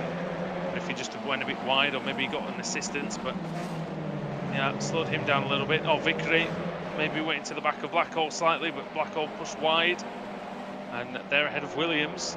Sutton and Berridge are still battling through the S's, which is not the S's, sorry, the infield section. That's what I meant. As Mark Woodhouse having a look at John Roberts into the hairpin. Oh, haven't seen Mark Woodhouse this high tonight. Look at that. It's there goes Adam McNally up in second place. Getting past Scott Malcolm. McNally's had a very good start to this race. We saw him overtake Kip Stevens up the inside, very opportunistic, and now he's up into the second place position. And can he catch Nathan Davis? He was a couple of attempts quicker than the Welshman on that last lap. He's flying, is McNally. He's going really, really fast at the moment. Malcolm hanging on in there in third quite nicely. Roberts is now ahead of Woodhouse. Berridge and Sutton are still battling. Sutton inevitably goes up the inside into the hairpin. We all knew that he was going to try that, I think, whether it was going to work or not. Berridge gets a decent exit coming out of there. Now, is it going to be good enough to have a look? He might have a look, you know, into the top of the... I thought about it. Oh, sideways for McNally. Oh. Is McNally off? He's lost second place. He is, because Malcolm has got through. Well, that's it. The race takes another twist then. John Roberts and Mark Woodhouse aren't too far away from these two either, and having a decent scrap as well. Oh, and Roberts, he's got a bit wide. Well, it also means that Nathan Davis leads by 4 seconds at the moment. Already just on lap 4, but here's, as you say, Roberts... Oh, well, Woodhouse going through on Roberts. Roberts is struggling out there, it looks like. He's going quite slowly at the moment. And Ash Sutton is right with John Roberts. Here comes Sutton up the inside into the hairpin, surely. Oh, he's on the grass as well, top is Roberts. Roberts has got some problems. Don't know what's happened to the car, but it doesn't seem like it's doing exactly what he wants it to do at this time. On board with him. Yeah, it doesn't look quite right. It looks like it's Understeer City, is that, Adam, isn't it? I wonder if he's got some suspension damage. I wonder if he picked up a ton of muck on his tyres. Of Matt Borger going for a ride through the dirt in the background there. He's been passed by Wojciech and by Ross McFarlane as a result of that, and I think they might get a little bit worse as Ross McFarlane's gone by, and so too Cooper. And here comes Sedgwick. Cedric, yeah, it's going to demote Borger as well. So Cedric has a look up the inside of all of them into the hairpin and somehow manages to get that one done without causing a collision. That was a brave, maybe slightly foolish dive up the inside, who knows. Automate cars switching positions. I think it's a slowdown actually for Kip Stevens, potentially. Sutton sets the fastest lap then now that he's free of the traffic, 139.2. It's 4 tenths quicker than Woodhouse. He's currently 8 tenths behind him in 5th place as we continue to watch this battle between Cooper and Sedgwick. Cooper up 12 places. In fact, 4 drivers there, Adam, with double-digit gains already. We've only just passed the 1/4 mark of the race. It's extraordinary as Bram Kleist has come into the pits. Problems for the Belgian. Looks like his race 3 might be over, but Jack Sedgwick, he wants his chance of getting in the top 10. And if Ashton can continue at that pace, I wonder if he'd be able to catch the leader. He's 5 seconds away from just over 5 seconds away from the race leader Nathan Davis. Yeah, and he could, you know, he's got half a chance, but I think it's only half a chance at the minute. McNally was 0.8 of a second slower than Davis on the previous lap. Let's see what it is this time then, as they almost come over the line now. And this is Sutton diving up the inside of Woodhouse. And that was a nice clean move at the hairpin. So the two team mad cars looks like they're going to struggle to do anything about Ash Sutton, but Sutton might have to be patient at least for a few corners, Adam, because like you said earlier on, it's very, very difficult to get a move done at the top of this hill here. Oh, when I hear tyres skidding. Sliding car. Malcolm slides. McNally's gone off again at the same corner. Now this could really work to Sutton's favour here. Goes up the inside, he hits the curb hard, he just about clears Malcolm. Woodhouse is trying to go through, and his teammate as well. And he indeed does. So it's up into 4th for Woodhouse. It's good work there. And Roberts is now alongside Scott Malcolm, and Roberts has now got through into 5th. It's all going on. Yeah, it's all change. Through the hairpin we go. You can see from the positions on the side of the cars as well, that's when they crossed the line. And Scott Malcolm was in 3rd place at one point. He's now down to 5th. And here comes Wojciech Savinovic onto the scene. He's trying to get by Lee Berridge. Also, Roberts trying to get by one of the Team Mad cars as well. Wojciech's going to try and take the long way round, and these two are coming to blows. That's Roberts v Scott Malcolm. Yeah, and it's getting rather busy, isn't it, in the low reaches of the top 10 and beyond, as Roberts slides the car in his pursuit of Scott Malcolm. McNally is now under pressure from Sutton. Actually, look at that. You can see that in the foreground. Just 1/10 of a second between them, and McNally goes wide, and that'll be Sutton through into the hairpin, surely. Yes, it is. I think he would have had a go anyway, Adam. We know what he's capable of. Oh, and McNally almost comes back across on Woodhouse. But Adam manages to just about keep that reasonable enough. And he stays in contention for the bubbly. Well, the odds are very much stacked against Sutton if he wants to win this. The gap is 6 seconds, and we've got about, I'd say, 6 laps left. So you're right. Oh, Jason Cooper. There's a problem for Jason Cooper. It looks like. Oh yeah. Or loads in fact, of people. it looks like there's all sorts going off. Oh, oh yeah, there it is. And well, that is Blackwell Williams. Yeah. They look like they're stuck together. Oh, and it's causing cars to go off around them. Williams was waiting for Blackwell to tow back to the pits, and he didn't do for quite some time. There's a replay. We know that the ping in Australia isn't great, but it's not that severe, I don't think. Let's have a look at the replay then. Oh, it's all kicked off in front of them then. That's Sedgwick. Is it McFarlane as well? Yeah. Maybe one of those. And well, yeah, it's resulted in Blackhawk getting caught up in an incident that started a couple of seconds before he even arrived on the scene, and that's not just because of the ping. That's just a couple of seconds up the road. Well, there wasn't a great deal he could have done about it, really. Right, let's see then. This will be our first real indication of how much quicker Ash Sutton is than Nathan Davis, if he is at all. Nathan Davis could be quicker on this lap. Let's find out as we go into the final corner. See what Davies does then. Davies comes across and does a 139.5. Ash Sutton does 139.0, so half a second quicker that time for Sutton. So if he wants to win this race, he's going to have to get a move on. Nathan Davies that has won several races in the past in the in this touring car championship, so you know he's not a there's no mug out there, that's for sure. Not that the rest of them are either. It's just that's how good Ash Sutton is. Here's Savinovic, and he'll be looking to finish off his meeting, Adam, with the top 5, and he can do that potentially if he gets past Scott Malcolm here. Up the inside of the man from Fife, I believe. Done deal. It is, well, is it done though? Because Malcolm going to have a go back at the 6-time champion? No, he isn't.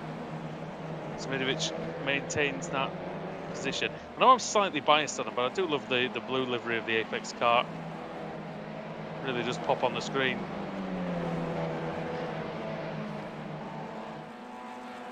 I'm a fan of the Team Ad car myself. There it is, a Scott Malcolm in the yellow. Quite a few. Oh wait, no. Forget that. Scott Malcolm. Yeah. Yeah, it says race spot on the back, so I can take it or leave it, boys. Sorry about that. It's probably Paul Smith's doing, to be honest. As up the inside goes. It's our stream, not his. Paul's not even safe, even when he's not in the series anymore. As there goes Evdoka, and he's managed to shove his way through at the hairpin. There we go. Well, that's me fine. Just over 5 minutes to go then, and here comes Jamie Rushworth. Is he going to try and get that move done around the outside? He was on the grass at this very corner on the first lap of the race. Just not close enough to trouble Tim Grevin. Oh, William Grevin. Off, and that's Roberts. Oh, no, it's not, it's Van Broek. Well, it's the same colour car, for heaven's sake. Boosted. Duplicated. Roberts, probably still in 7th. And there's the rear with no spoiler. Oh. He'd be looking right at home in Chaz Draycott's British Boring Car Championship. It does indeed.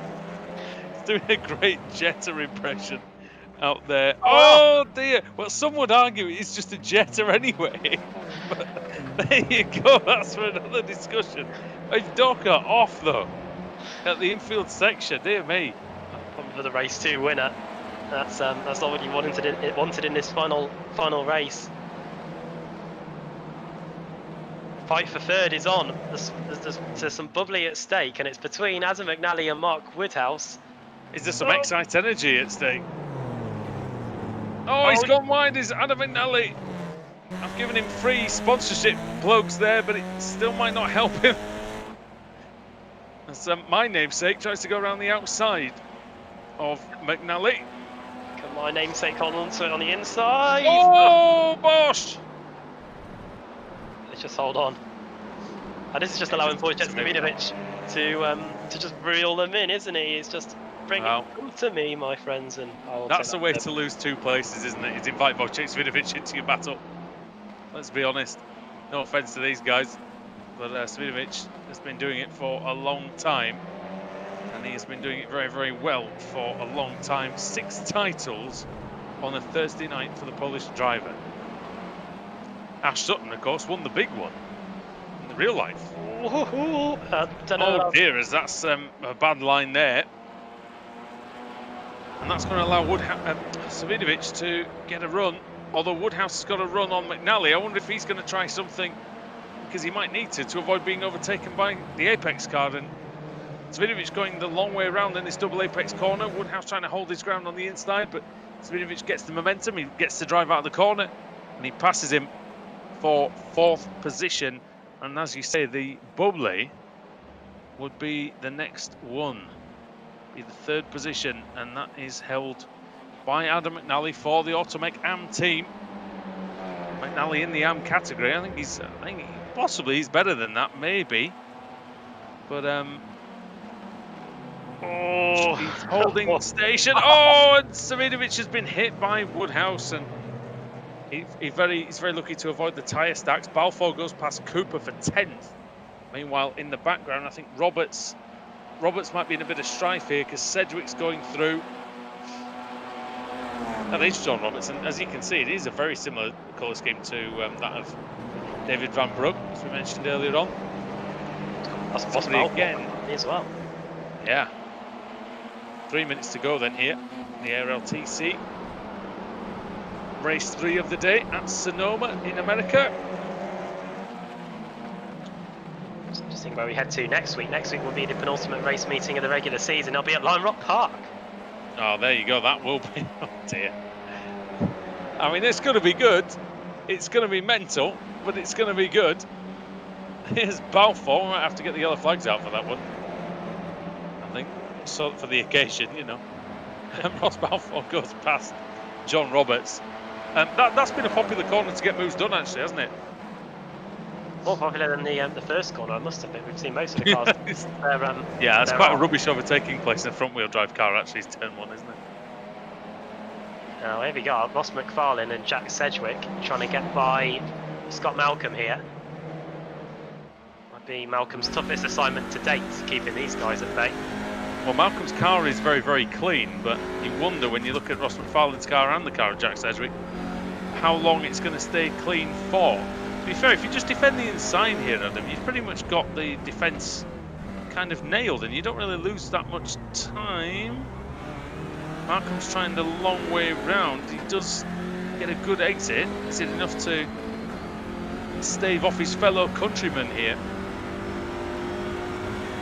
Two Scotsmen and a Northern Irishman going round turn 1. There's no joke here, ladies and gentlemen. That's Balfour and an Englishman in that of Sedgwick. So, Wojciech has lost the place to Mark Woodhouse. He's coming back on the circuit. He's lost 2 places, but now he's got damaged. Speaking of damage, Adam, Sedgwick's car has seen better days, hasn't it? Oh, definitely. I don't think it's going to. Oh, contact for 3rd. That's McNally off. It looked like he might have been hit by Woodhouse. Woodhouse through into victory. I think you're right there, Murray. There's McFarlane and Sedgwick continuing with cars best suited for Wreckfest, I think, more than anything else. Can Woodhouse hold on to his P3? He's got Wojciech Savinovic right with him on the final lap. Well, bubbly for Woodhouse would be a good headline to write, but I don't know. Let's say an unrelated article in the main heading. Who knows? Oh well. By the way, Davis and Sutton is 2 seconds. He's not going to get there, is Ash, but it's going to be close. I don't think we're going to get another lap, so I think it will be the win for Nathan Davies. And unbelievably, from pole position, Nathan Davies has driven a tremendous race, absolutely perfect, and he wins yet again in the ARLTCR. And on the last lap, this is for the bubbly Savinovic and Woodhouse. I wonder if Savinovic maybe had a slowdown penalty, or maybe he collected him or something, and because it looked like he might have had to let him back past. Oh, Balfour and oh my word! Oh, that's a big one after the line. Wheels missing, bits falling off, and there's Tim Greven coming home ahead of Rushworth. So Greven has done a good meeting, I think. He's definitely showed some pace. Here's Harris with Max Bird. So they've seen him very much. And Toby Ward having a battle in there with Luke Cooper, whose car is a mess. Look at that. Oh, well. We're used to seeing inside the rear of the Audi when we go on board with people, but we've got a great view at the front there. Derek Warren could be proud of the damage on that, I think. We could have done with that before our engine blew up at the Nürburgring. Only for hours. Yeah, it would have solved the cooling problems, that's for sure. Well, I think Wojciech was trying to go around the outside of Woodhouse into the hairpin. I wonder if we can get a replay actually of the last. See if we can see a replay of the last lap, the last corner for Woodhouse and Savinovic, because it did look. It looked like something had already happened, though, Adam, didn't it? Well, here we are. This is the start of the final lap, isn't it? Or maybe a bit further back actually. Wojciech's behind him at that point. We'll have to cycle a bit more forwards here. Maybe one more lap. Yeah, because there was a contact there, wasn't there? With the 1 lap to go. Ah, right. This looks like it's it. Yeah, McNally goes wide. Sorry, go on, take us through it. So Woodhouse up the inside, then McNally brakes very late and tries to get it done around the outside. The 2 make contact. That then sends these 2 off into a battle. Woodhouse here in front of Wojciech, and everybody else carrying on behind, the likes of Sedgwick, Balfour and McFarlane. Wojciech gives him a little nudge there, going through the carousel where we've seen a few overtakes happen tonight. Wojciech using all the curbs and then some of the grass as well on the exit. McNally, by the way, lost about 8 places and all that. Oh yeah, he finished 11th in the end. Through the double right-hander. Wojciech gets a good run on the exit of that, but as we've seen throughout tonight, this is very much one-line city through here. You can see him working the wheel as well in this rear shot. Plunging down the hill. Ross Balfour side by side with somebody in the background there as well. Into the right-hander here. So I'm sure Woodhouse is going to very firmly defend the inside line. There he goes, straight over to the right. Wojciech, is he going to go for the left? Yes, he is, around the outside. That's not going to work. He was just so deep, he just couldn't get any kind of traction at all. If the straight was a bit longer, it might have worked out for him, but in the end he was just about a tenth of a second behind when the flag fell. Yeah, great defending by Woodhouse. He really placed his car exactly where he needed to. And I wish more drivers probably would have gone for the inside line there to defend, because it really is a very easy defence to make. So, you know, why lose a position if you don't have to? But there you go. Nathan Davies takes the win then, ahead of Ash Sutton. Mark Woodhouse in third, Wojciech Swiderich fourth, as we just seen. Scott Malcolm in fifth, ahead of Jack Sedgwick. Ross Balfour is seventh, ahead of the other Ross McFarlane in eighth. Jason Cooper is ninth, and John Roberts was 10th. Adam McNally could have been podium finish, and in the end it was 11th after contact on the final lap, as we saw. Pete Newman in 12th, Mark Johnston 13th. He's probably going to be quite annoyed that he got beat by Nathan Davies there. Benjamin Gregory in 14th, Tim Greven in 15th, Jimmy Rushworth 16th, then Pete Harrod, and then Kevin Carlisle with a strong 18th. Ben Palmer in 19th, ahead of Tyler Maxson, our colleague here at Apex Racing, in 20th. Josh Thompson 21st, and then Tyler Vickery 22nd. Rob Sutherland 23rd, Rob Graham 24th, 25th for Simon Field. Michael Evdocker in 26th, David Van Broek in 27th, 28th for Luke Cooper, 29th for Damien Harris, Max Bird in 30th, Toby Ward 31st, ahead of Craig Williams, Scotty Angelo, the Australian, in 33rd, Adam Hedgecock 34th, 35th for Sean Gardner, who I don't think we saw all night actually. Sean Gardner, Dave Baker in 36th, Kip Stevens was one lap down in the end in 37th, and then the cars over a lap down and retired from the race. Lee Berridge, Jake Blackall, Matt Spolger, Bram Glass, Adrian Campfield, Paolo Preto, Jack Stiles, and 45th and last looks to be Adam Hadfield. Yeah, very interesting race. Very exciting race actually in the midfield, but once again, a bit like the last race, we had a winner who had it, you know, reasonably comfortable in the end. Yeah, not too often we have that in the ARLTC. We had it with Michael Evdoker in race 2, and we had it with Nathan Davis here in race 3. Time running out in terms of us being on air, but we do have enough time to get Nathan Davis in for a quick word. So let's get him in here, and he joins us now for a quick word. Hello, man. Oh, hello, Nate. Well done Good. on the win. Well, winning again, yes. And I mean, I just keep fluking these wins. I mean, what can I... You're not supposed to admit it. well, it was the perfect script for you, really. You were able to escape, get a decent lead, and by the time Sutton had managed to get up to second place, you didn't have to worry about him at all, really, because you were so far clear. Yeah, I wasn't looking at my F3 the whole time at all. No, not at all. Probably for the best, really. But yeah. No, seriously, I was sweating buckets. I was like, I still can't believe I held on.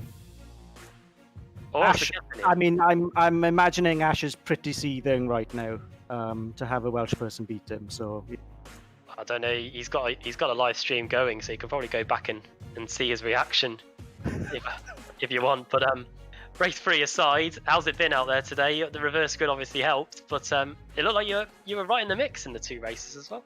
Yeah. Well, practice was going well. I got myself a strawberry and cream scone out. I set a time, and then my optimum was like 8/10 quicker. I was like, I'm not having that scone until I've gone quicker, you know? And I don't know, I just had scone vision or something. I just could not go any quicker. So it's been sat here waiting. So I'm going to scoff this after this interview now. But yeah, the first race was nothing much happened. Second race, it was very argy-bargy. I ended up at the back, unfortunately. But of course, I fluked the pole. So yeah, all in all, a really nice evening. And of course, to top it all off, I've entered a new team lately called Hesketh Racing with Mark Johnson. So I think it's only right for me to take the first win for the team, really. I think Mark was right in the thick of the action as well, especially in race 2. He was He pulling off. was, yeah. He was bragging, saying he was going to win the race, but no, it didn't quite happen. As I'm only joking. Hesketh Racing, is he providing the condom branding, or is that your department? Yeah, I heard him talk about me last time. That was quite condescending. I'm much more of a charmer than he. Hey, well, But, you'd be yeah. charming everybody with the bubbly, I think, after that one. Oh, for sure. Yeah, we're going to get the champagne out now, for sure. Champagne An online and racing, Wayne. I mean, gosh, it doesn't get any better than that, does it? Oh, well, you've got to keep up the traditions of Hesketh, surely, with all that business mate. going on. Absolutely. Anyway, yeah, it was lovely to win the race, and it's nice that Mark's got in a team with me, and Drive Doctor's sponsoring the team. So yeah, it's going really well. So. Well, next Great week's stuff. Well, yeah. Sorry, yeah, you were saying, where is it next week? I'm Rock. Oh dear. Yes. I literally hate Lime Rock, but I mean, hey, I've just won, so I can't complain. On cloud Hey, 9. if you get a reverse grid pole there, Adam, I think you're laughing, aren't you? I'm laughing. I don't know about Nathan. Are you laughing? Well, No, I'm almost 80% certain to fire it off on the first corner in Lime Rock every single lap. So it depends which configuration we're using. If we're using the chicanes, then well, yeah, not sure. I've seen that new track. I've literally never driven it, so. But I'll anyway, I best leave you guys to it. Thanks for the interview. Oh, no problem. I hope you have a great evening. Oh yeah, get some cream on those scones. The cream has risen to the top, you could say, Nathan. Well done. Excuse the pun. That's appalling. I'll let you go before I do any more damage. Well done today. And I'm scone. There you go. All the best. Damn, he stole my joke. That was the next thing out of my mouth. But never mind. Nathan Davis with another win, and he does show Adam time and time again that you put him at the front of the race with no chance to crash into anyone, and he'll probably win the race for you. Well, there you go. It's the joys of the reverse grid, really, and just as yourself know, at Montreal a couple of years ago with the reverse grid, if you get to the front and can run your own race without having to worry about the threats behind you, then you stand a good chance of winning. In fact, I know that as well. To be fair, my win was very similar to the one of Davis tonight, really, except I think, Ash Sutton was flying when he got into second place. He was really just reeling him in, and you can see by Nathan's times he's probably getting a little bit nervous, as he said. But yeah, I was helped by sort of a couple of accidents and a couple of slower cars being immediately behind me. I managed to build about a 7-second lead and kept it, I think, to 5 at the end. So yeah, it was a very similar race, really, and Davies will be very happy with his performance, I'm sure.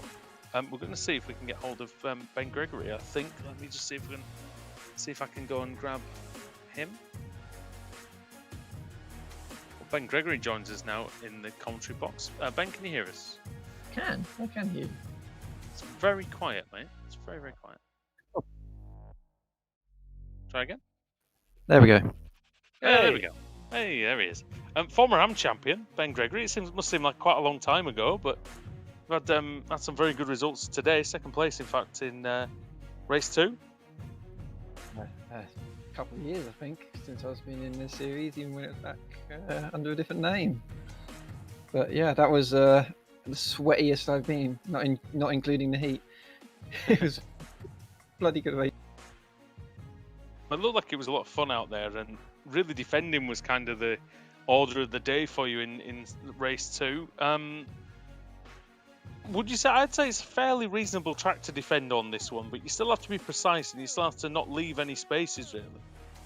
Oh yeah, I was just trying to use every trick I had in the book, honestly, to keep Dave behind. And I know how quick he is, and it's like holding back the sea. Yeah, he was trying very, very hard as well. Don't see him pushing for the overtakes quite as much as that normally, but we head to Lime Rock Park next week, and Well, we said that one's probably going to be very, very tough indeed, given the close proximity of everybody. Might have to deal with some lap traffic as well, potentially. Is that something you're looking forward to the challenge of, that circuit? I think I'm honestly going to use the AI to practice on that track because it's crazy. I struggle with that track in any car, honestly, but I might be that lap traffic, I think, from how to practice. Well, yeah, and as Adam was saying, it depends which layout we're going to run. You're running as an independent this year. Is there any plans of joining a team in the near future, or are you just sort of turning up and seeing what happens? Latter, yeah. I've missed a series, so I thought, oh, I'll give it a go again. So, and it also gives me a chance to paint some cars. So. Right, you must have been happy with the bubbly.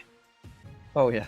I have some beer downstairs. I might actually go and enjoy. There you go. Go and do that. Well, thank you very much, mate, for joining us. It's been quite a long time since we've had you in the box, so we're very happy to do so. And yeah, we'll see you hopefully in the next one. Maybe after you've survived Lime Rock Park. I'm gonna need it. Cheers. Cheers, mate. There we go then. And well, I think that's just about all we got time for, Adam. But yeah, again, you know, we come to Sonoma, and I think we always get pleasantly surprised. I think we underestimate how good these races are going to be. Yeah, we don't come here often enough, really. It's been definitely a while since we came here in this series, and yeah, we've been served up an absolute treat here. Throughout most of the evening, the intervals were orange and red, meaning less than a second between each driver. And even though race 2 and race 3, the win was quite comfortable for Nathan Davis and Michael Evdoka, everybody else was scrapping for their lives for second on back. So I'm sure we'll see more of the same at Lime Rock Park. It's probably the shortest lap of the whole season. I wonder if we might even get under a minute lap times around there. Not too sure. It should be under a minute, yeah, with the power of these cars. I reckon it will be. Yeah, looking forward to it. I think it depends as well which layout we use. I think if we use the one with all the chicanes in it, I don't know if we will get under a minute, but if we get the, I think we probably will though. And you said this was one of the shortest laps of the season. Well, if anybody tunes in next week, they're going to love that. It's going to be almost like an oval race, but just a lot of right-handers. Okay, well, thanks to everybody for joining us on the iRacing Esports Network tonight. Tune in once again next week, same time, same place, for the aforementioned race at Lime Rock Park. So, from Andrew Woodhouse, from Adam Bath, and from Sam Kumo, we wish you a very good night and a fond farewell. Good night.